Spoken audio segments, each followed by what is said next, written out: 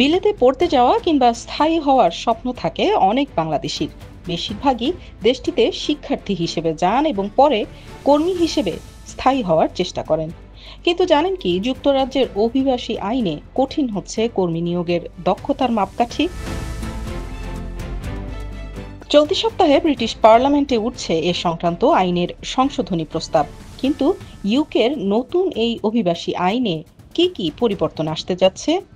নতুন সংশোধিত আইনে প্রস্তাব করা হয়েছে দক্ষ কর্মী নিয়োগে ভিসা পাবার শিক্ষাগত যোগ্যতা বাড়িয়ে অনার্স করা হয়েছে, যার কারণে কম পড়াশোনা জানা বা ডিগ্রি না থাকলে তাদেরকে কর্মী হিসেবে যুক্তরাজ্যে যাওয়া বা ভিসা পাওয়া কঠিন হয়ে যেতে পারে। সেই সঙ্গে কঠোর করা হচ্ছে ইংরেজি ভাষা দক্ষতার পরীক্ষাও। তাহলে শরণার্থী হিসেবে আশ্রয় প্রার্থীদের বেলায়ও কি আসছে নতুন কোনো নিয়ম? শরণার্থী হিসেবে দেশটিতে আশ্রয় চাওয়াদের বিষয়ে নতুন নিয়মের প্রস্তাব আনা হতে পারে বলে ধারণা পাওয়া গেছে। এখন থেকে অ্যাসাইলাম প্রার্থীদের মামলা দ্রুত নিষ্পত্তির কথা বলা হয়েছে এই প্রতিবেদনে। এছাড়া শরণার্থীদের জন্য বিশেষ গুরুতর অপরাধের সংজ্ঞাও পরিবর্তন করতে বলা হয়েছে। কিন্তু এমন কড়া সব নিয়ম কেন নিতে যাচ্ছে ব্রিটিশ সরকার? তাতে কেমন প্রতিক্রিয়া হতে পারে দেশটির শ্রমবাজারে? এসব নতুন নিয়মের চিন্তা এসেছে মূলত অভিবাসনের হার কমাতে। ব্রিটিশ স্বরাষ্ট্রমন্ত্রী ইভেট কুপার অবশ্য বলছেন, এই প্রস্তাব কার্যকর হলে প্রবীণদের নার্সিং হোমগুলোতে কেয়ার গিভার কর্মীর সংকট দেখা দিতে পারে। ফলে কেয়ার গিভারের মালিকেরা উপযুক্ত কর্মী খুঁজে পাবেন না।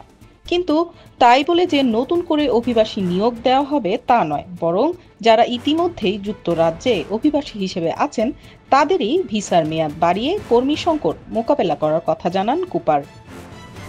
বিগত বছরগুলোতে ইউকেতে দক্ষ কর্মী ভিসার সংখ্যা উল্লেখযোগ্যভাবে হ্রাস পেয়েছে। নতুন করে বিদেশি কর্মী নিয়োগের ওপর বাড়তি এমন বিধিনিষেধ আরোপ করা হলে যুক্তরাজ্যের সেবা খাত চ্যালেঞ্জের মুখে পড়তে পারে বলেও আশঙ্কা করছেন অভিবাসী বিশেষজ্ঞরা। কিন্তু নতুন এই সংশোধনী প্রস্তাবে কোনো ইতিবাচক দিক আছে কি?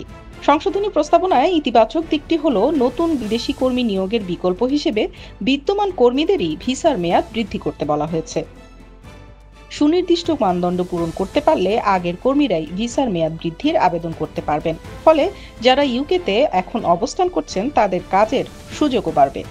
খালগুনি রশিদ, পলিটিকা টিভি, লন্ডন।